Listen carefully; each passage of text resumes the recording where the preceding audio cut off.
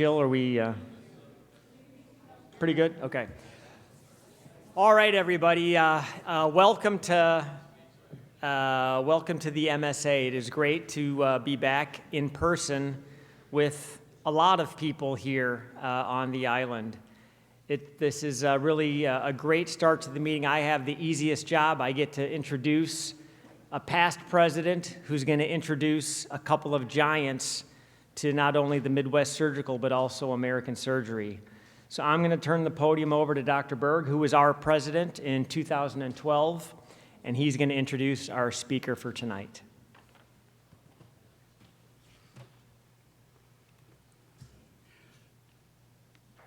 How do I control the slides? Is that? Oh.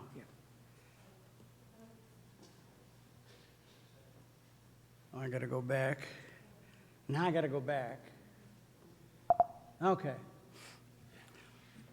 This is introducing the Alexander Walt Lecture. Dr. Walt was a famous professor of surgery at Wayne State for many years. It's a pleasure for me to introduce Dr. Charles Lucas from Wayne State as our 2022 Walt Lecturer. Dr. Lucas grew up in Detroit and had all of his education within Detroit, including his medical school and residency at Wayne State, which was completed in 1967. Following residency, he stayed on the faculty for his entire career and devoted his entire life to Wayne State and involved in all types of general surgery with special emphasis on trauma. He's had the opportunity to train hundreds of surgical residents and medical students. He's a member of the Midwest Surgical, where he served as president. He's a prolific author, having published over 300 papers and 100 book chapters. On a personal note, I'd like to mention I've known Dr. Lucas for over 50 years. I interviewed at Wayne State for a surgery residency in 1971, and my uncle, who was an MD, PhD at Wayne State at the Michigan Cancer Institute, knew Dr. Lucas. I also interviewed with Dr. Robert Wilson, which dates me. Dr. Lucas and Dr. Walt's careers overlapped at Wayne State by about 35 years, so I can't think of a better person to give the Walt Lecture than Dr. Lucas. In addition to being a long-standing professor of surgery, he's also a rock star member of a group known to the residents and students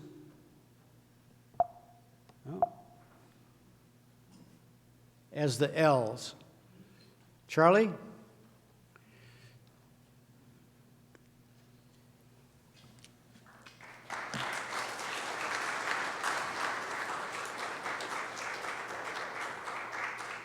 You're a rock star.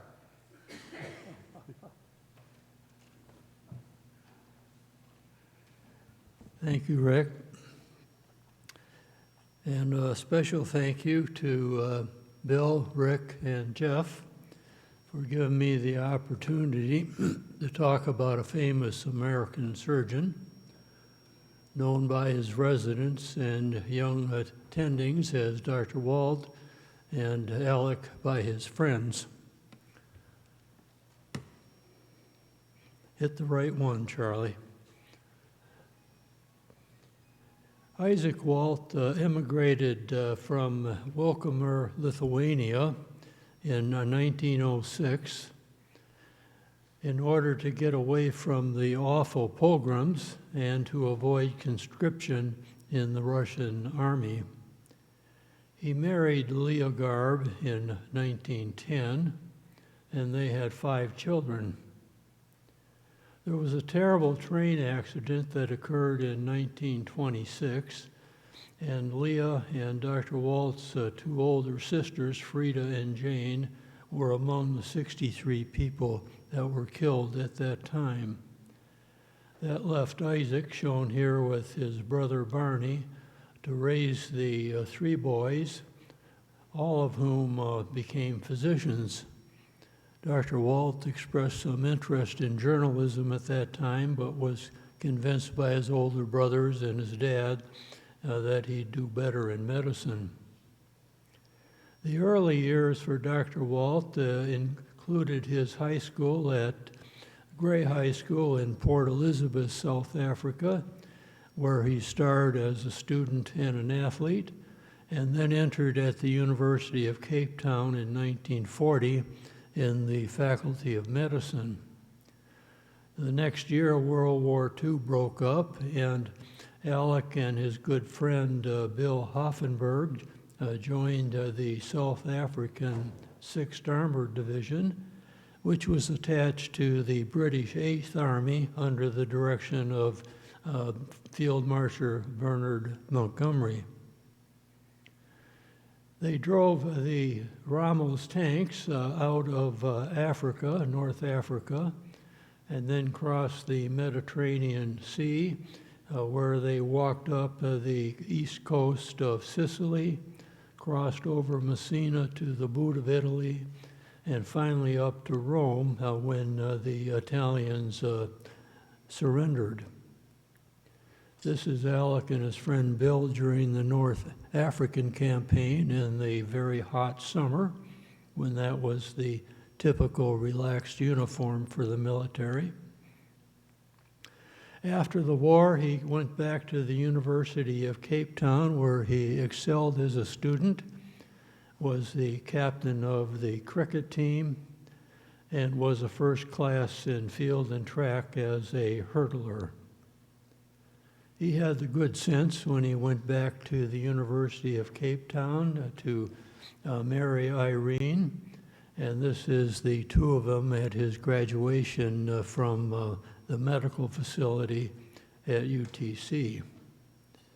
The middle years of his career, he went to London, England, in order to do a basic science course in '47 and to begin his eligibility for becoming a member of the Royal College of Surgeons.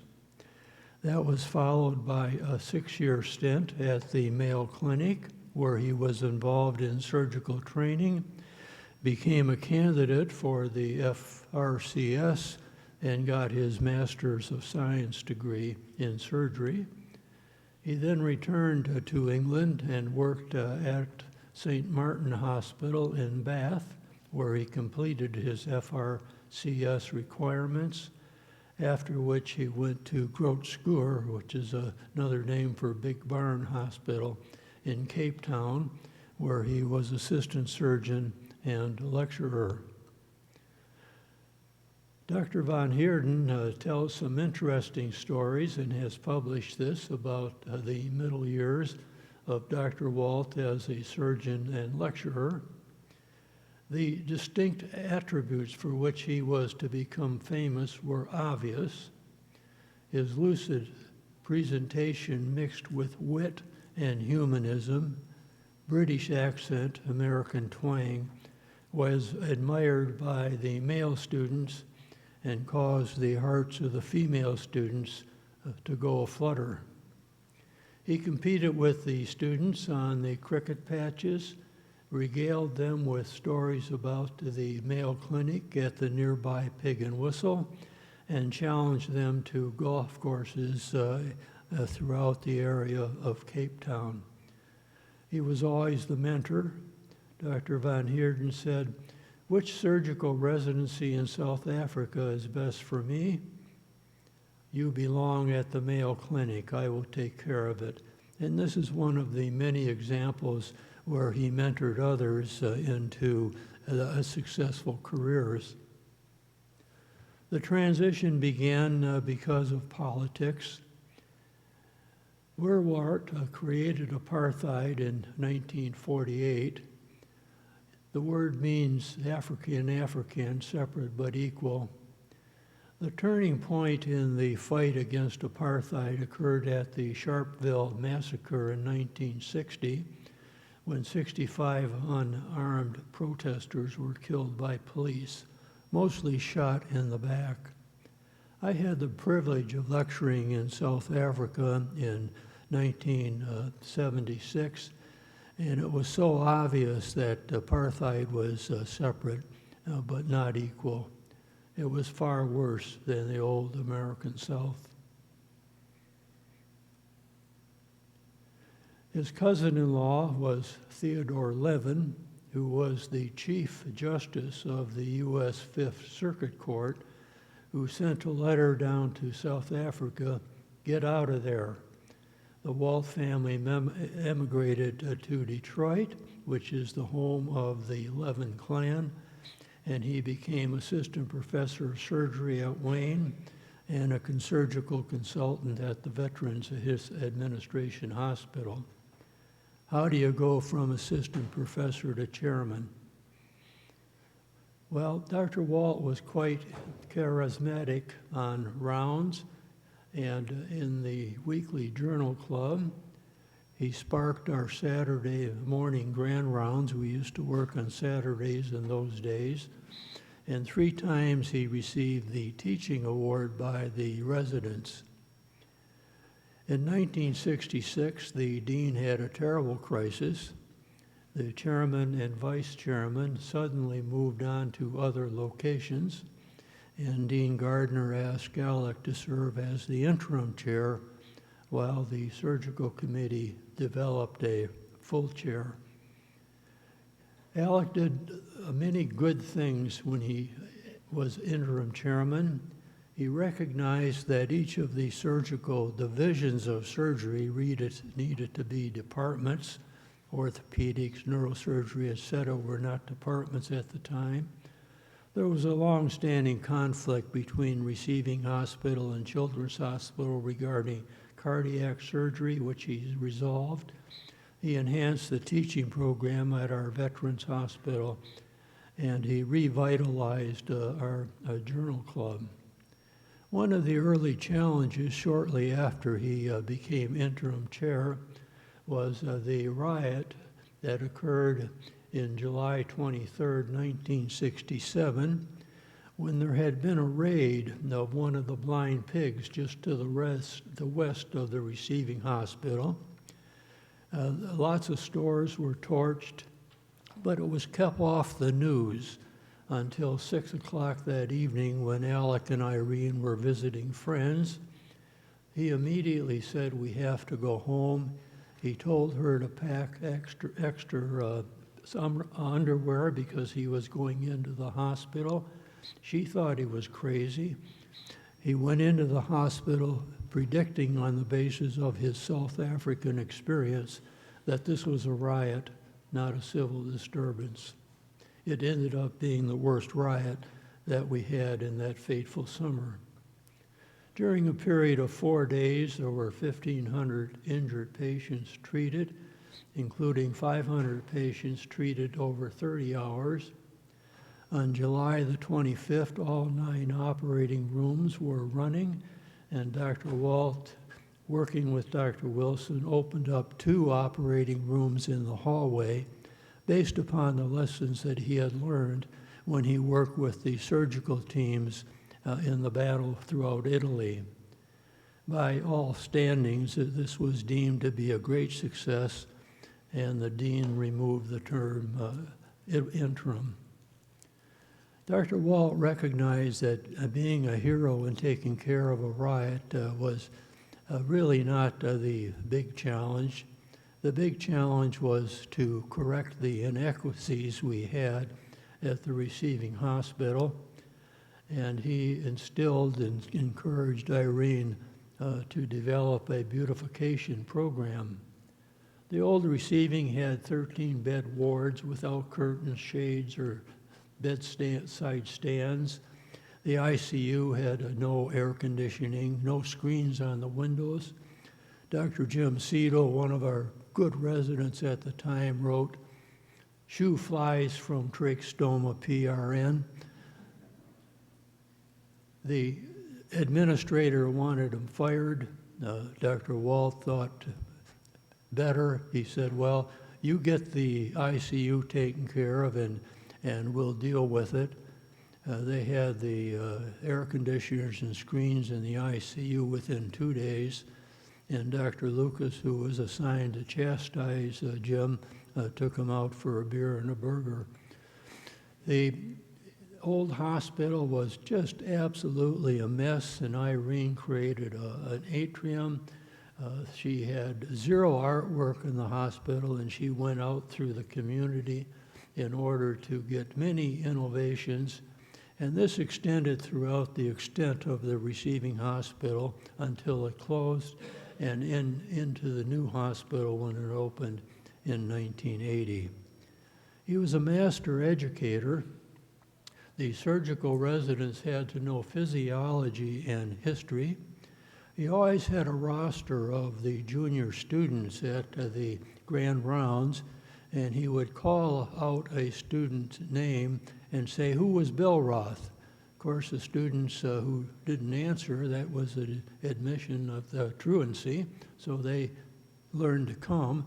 And they also learned about the relationship between surgery, the science, and the arts. And he learned that Bill Roth was a friend of Brahms, that he was an excellent musician. He really wanted to go into music, but his mother convinced him to go into medicine. Walt got the staff award for the best teacher on 3 occasions. He always had tickets for the residents to go to the DSA, or the DSO, which is a quarter mile from the hospital. Of course, they had to come back and they had to report on what was played and the history of that individual and so forth. He was clearly an academician who had interested in many other things. We had a terrible crisis during his first 5 years as chairperson. One of our residents didn't pass his board examination on the first go-around. He brought all the faculty together and declared, "This is a faculty failure. How can we approve? This is a smart person. We didn't teach him properly." He directed an outstanding teacher, Herb Rosenberg, to lead the student program. It was a multidisciplinary program, and it was almost 100% attendance, because if ever you didn't show up, you got a call from Dr. Walt. He was actively involved with education in Wayne. The staff award I mentioned 3 times, commencement speaker twice. Each year he was recognized at graduation. He got the Weiner Award for the best non-alumnus contributor to the university. He got the Distinguished Service Award and was elected into the Academy of Scholars in 1990 based upon his national and international work. He was a leader in all areas. This is taken from his presidential address, the recommendations he made to the American College of Surgeons. Reduce rigidity dictated by scheduling demands. Reduce service demands for residents. Eliminate hospital deficiencies because of money. Stop signing out residents who aren't ready. Increase the program use to use technical training skills. Attend to the residents' personal needs. Enhance instruction in ethical dilemmas. Enhance recruitment and training of minorities. Quit being biased against women. Increase exposure to private practice challenges. Enhance instruction in hospital costs, and increase emphasis on our surgical origins. The philosopher wanting the residents to recognize the beauty of surgery and even the holiness of surgery. This is his presidential address to the American Association of the Surgery of Trauma. Most of our slaughter occurs on the roads. Most have excess alcohol, and the AAST is silent. A felony with a gun will get you 2 years. Why is assault and murder in a car not the same? He was ahead of his time. Our tolerance of drunken driving makes no sense medically, economically, or morally. Other civilized nations have disciplinary regulations with respect to alcohol in order to protect the innocent. We still have the same problems, don't we? His special interest was breast cancer, and this is the talk he gave at NCI in 1990. Breast conservation is improving, but not rapidly enough. In Michigan in 1983, only 10%, in 1987, 27%, whereas in Europe and Canada, it's over 75%. Taboos fade more slowly in some countries, the USA. He pointed out that although 30% of non-palpable suspicious shadows on mammogram are malignant, they are early, a far cry from the Halsted tumors, which were huge fungating lesions. Time is well past appropriateness that American women should be having conservative therapy and not total mastectomy. Again, he was way ahead of the curve as it related to breast surgery, and the breast center now in the DMC is called the Walt Breast Center. Dr. Walt gave hundreds of lectures in different parts of the country and the world. Here he's shown by his admiring student, Van Heerden, and he is giving the Cooper lecture named after Dr. Cooper, and this is Mrs. Cooper, his widow. He gave many lectures, and all of these lectures he emphasized the importance of culture and surgery being almost a holy art, and that the surgeon had to connect with the patient. When he went on various meetings outside of the U.S., he always liked to make this a cultural adventure.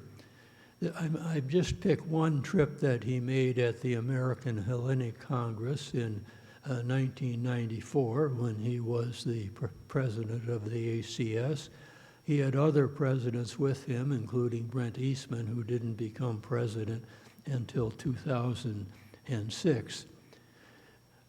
During this period of time, they visited the Greek mainland, the Parthenon, which is the temple to Athena, the Delphi, Cape Saunon, which is where the temple to Poseidon is present. They went across the Aegean Sea to Ephesus to visit the temple to Artemis and the Celsus Library.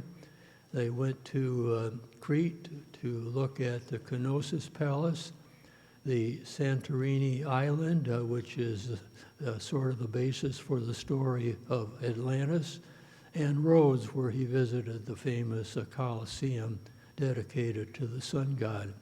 And when you talk to the different people who traveled with him, he was always the teacher. He always went into the history of these various locations. I have received multiple materials from people who traveled with him, and I've just picked this one trip to Athens. And this is Irene and Alec going across with Brent. Brent's wife was the one that took the picture as they're going to their different places in the Aegean. And these are the different places that I just mentioned that they visited, again, with Alex being the expert on the history, the background as to why it was built, and so forth.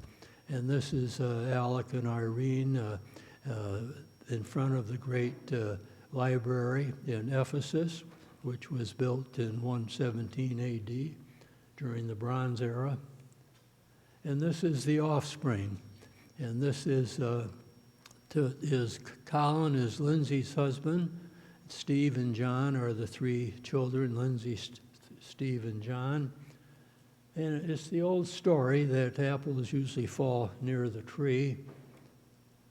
Steve got his PhD at the University of Chicago, his law degree from Yale, and he is the Percy Brown Jr. Professor and Chairman at the University of Virginia.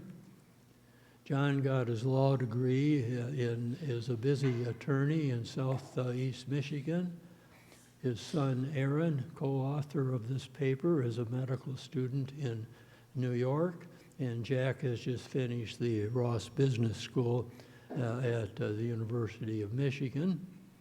Lindsay is a professional artist. She started working on art activities when Irene was involved in the beautification of the hospital.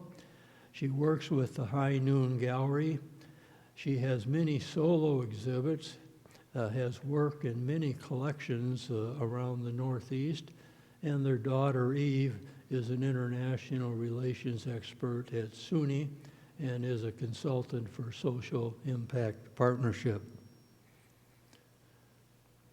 Well, despite early tragedy, Dr. Walt had the good luck to be exposed to family who emphasize fairness, love, respect, work ethic, appreciation of the outside world, and the dynamics of culture. He recognized the evils of apartheid as he lived it. He emphasized the importance of equal opportunity for everybody, and the result was a historian, philosopher, and surgical educator. Thank you for your attention.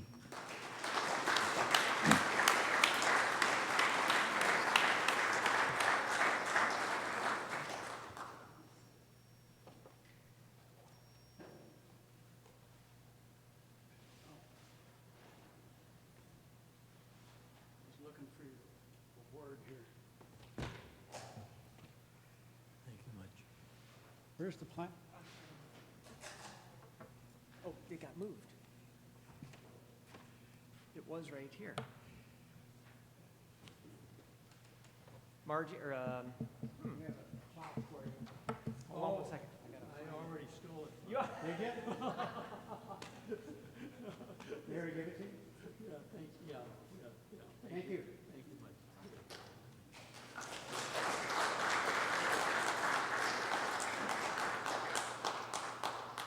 All right, we had a nice plaque for Dr. Lucas, and when he was up doing the testing, he already took it back. So, Dr. Lucas, again, thanks so much. That was a fantastic talk.